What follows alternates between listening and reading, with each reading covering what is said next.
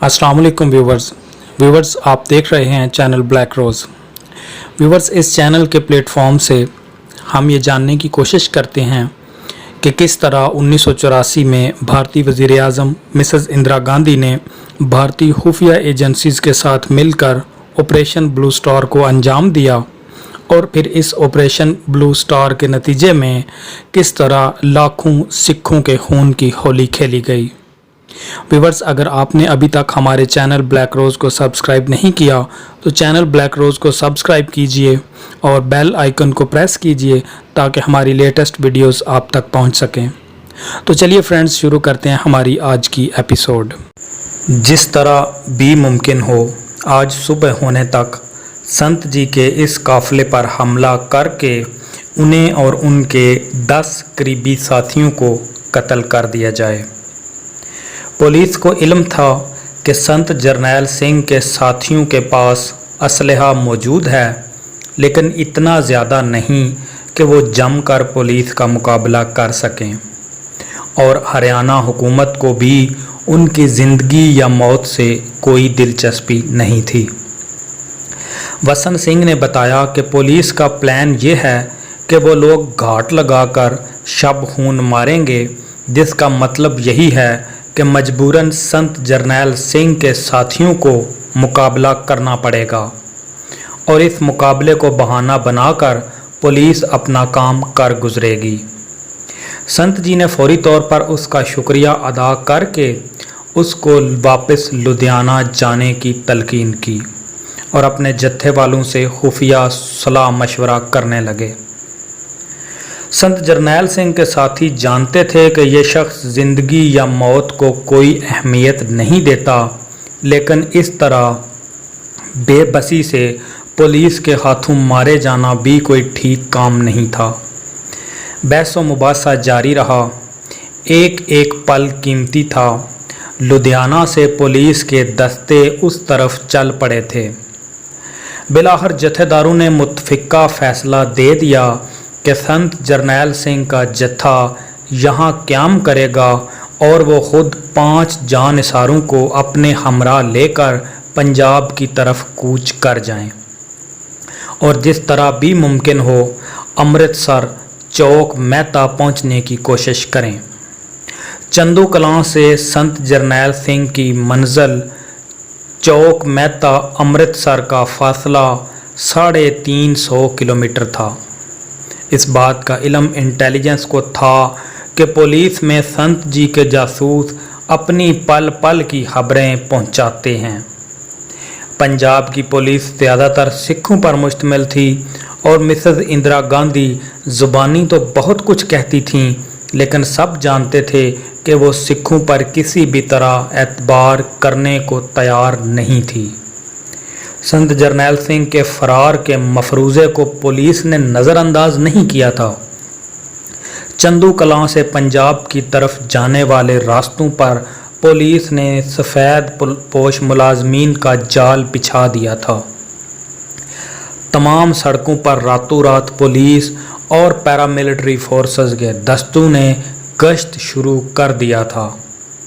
नज़दीक या दूर से तमाम कच्चे पक्के रास्तों पर इंटेलिजेंस एजेंसियों के हज़ारों करिंदे रूबा अमल थे। रात के 3 बजे थे जब चंदू कलां के देहाती अचानक होने वाली फायरिंग की आवाज़ सुनकर हड़बड़ाकर उठ बैठे। गोलियां हवा में दहशत फैलाने के लिए चलाई जा रही थीं। उन्हें कुछ समझ नहीं आ रही थी कि मसला क्या है। इस बात का एहसास सबको हो गया था कि चंदू कलां को चारों तरफ से घेर लिया गया है। पुलिस की जीपों और ट्रकों पर नस्ब सर्च लाइटों की तेज़ रोशनियों ने रात को दिन में तब्दील कर दिया था। यह शब खून इतना मुनज़्ज़म था कि हवा को भी चंदू कलां से बाहर निकलने का मौका न मिलता। पुलिस और पैरामिलिट्री फोर्सेस के जवान हालाते जंग में कोनियाँ ज़मीन पर टिका कर कंधों से राइफलें जमाए और ट्रिगर्स पर उंगलियां रखे अगले हुक्म के मुंतज़र थे।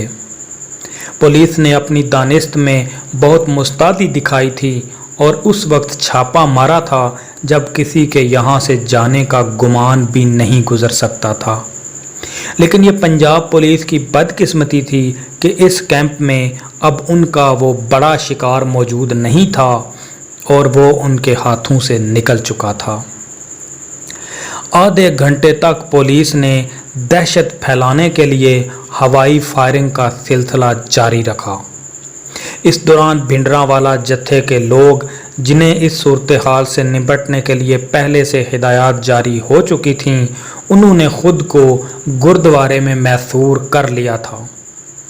उन्होंने पुलिस की हवाई फायरिंग से मुश्ताल होने के बजाय सब्र से देखो और इंतज़ार करो की पॉलिसी अपनाई थी और इस वक्त वो गुरुद्वारे में बैठे पाठ कर रहे थे। पुलिस को उम्मीद थी कि जिस तरह वो इश्तियाल दिलाने वाली कार्रवाइयाँ कर रही है उसका ज़रूर कोई रद्द अमल होगा, लेकिन जब आधे घंटे तक अंदर से गोली का जवाब ना आया तो पुलिस वालों को फ़िक्र दामनगीर हुई कि उनका मंसूबा तो खाक में मिलता दिखाई देने लगा है। डीआईजी मांगट, जो इस हमले की कमान कर रहा था, इस सूरत हाल से गड़बड़ा गया। वो जानता था कि गुरुद्वारे पर हमले की सूरत में जब तक वो लोग गुरुद्वारा तबाह न कर देते, अंदर मौजूद संत भिंडरांवाला जत्थे के किसी भी सिख को बाहर निकलने पर मजबूर नहीं किया जा सकता। ये बड़े मुनज़्ज़म और तरबियत याफ्ता लोग थे और नफ्सियाती जंग के ज़बरदस्त माहिर थे। वो कम अज़ कम पुलिस को उसकी मर्ज़ी का मैदान जंग बर्पा करने के लिए तैयार नहीं थे। डीआईजी मांगट ने फ़ौरन ही होम मिनिस्टर बूटा सिंह से रब्ता कायम किया, जो ख़ास तौर पर इस मिशन की कमान करने के लिए चंडीगढ़ पहुंच चुका था। मांगट वज़ीर दाखिला से इजाज़त लिए बगैर गुरुद्वारे पर हमला करने का ख़तरा मोल नहीं ले सकता था। वो जानता था कि अगर बात बिगड़ी तो उसकी सारी कारकर्दगी सिफर होकर रह जाएगी, उल्टे लानत मलामत का सामना भी उसे करना पड़ेगा। दूसरी तरफ उसे अपने मुलाजमीन पर भी एतबार नहीं था। पुलिस फोर्स में उस वक्त भी ज़्यादा तादाद सिखों की थी और इस बात की क्या गारंटी थी कि ये लोग उसके हुक्म पर आंखें बंद करके अमल करेंगे और गुरुद्वारे पर हमला कर देंगे। होम मिनिस्टर बूटा सिंह उसकी बात सुनकर सोच में पड़ गया। वो किसी भी हालत में उस सुनहरी मौके को गंवाना नहीं चाहता था। वो जानता था कि अगर आज पुलिस ने भिंडरांवाला को ठिकाने न लगाया तो फिर मुस्तकबिल में कभी भी कम अज़ कम पुलिस भिंडरांवाले का कुछ भी नहीं बिगाड़ सकेगी। बहुत सोच विचार के बाद उसने बंदर की बला तवेले के सर मंडने का फैसला कर लिया। मांगट, तुम अपनी सवाबदीद पर जो भी चाहो वो कर सकते हो। मैं तुम्हारे हर इकदाम की हिमायत करूँगा। बस मुझे हर सूरत भिंडरांवाला की लाश चाहिए। खबरदार उसे ज़िंदा गिरफ्तार न करना। उसने अपनी दानिश में मांगट पर बड़ा कामयाब जाल फेंका था। मांगट ने भी कच्ची गोलियां नहीं खेली थीं। पंजाब पुलिस का डीआईजी इस तरह सियासी बहलावे में आकर इतना खतरनाक कदम उठाने का खतरा मोल नहीं ले सकता था। बूटा सिंह का जवाब एक सियासतदान का जवाब था और सरदार मांगट कम अज़ कम उसकी इस चाल में फंसने के लिए तैयार नहीं था।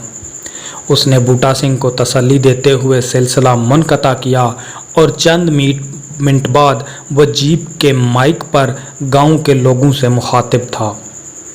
अगर तुम लोग अपनी जान माल और इज़्ज़त की सलामती चाहते हो तो फ़ौरन भिंडरांवाला को हमारे हवाले कर दो, वरना याद रखना 5 मिनट बाद मैं पुलिस को हमला करने का हुक्म दे दूंगा और तुम सब कुत्ते की मौत मारे जाओगे।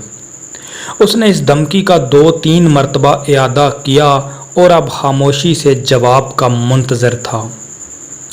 मांगट के तो वहमो गुमान में भी ये बात नहीं थी कि संत जरनैल सिंह यहाँ मौजूद ही नहीं। इस लाइन पर तो उसने सोचा ही नहीं था कि संत जी यहाँ से रफू चक्कर हो चुके हैं। یہ آپریشن تو اتنا اچانک اور خفیہ تھا کہ ان لوگوں نے ہریانہ کی پولیس کو بھی اعتماد میں نہیں لیا تھا اور گاؤں کو گھیرے میں لینے کے بعد ہی مقامی لوگوں کو اس بات سے باخبر کیا تھا کہ وہ کیا کرنے جا رہے ہیں۔ جس طرح آدھی رات کو ان لوگوں نے اچانک فائرنگ کر کے گاؤں والوں کو دہشت زدہ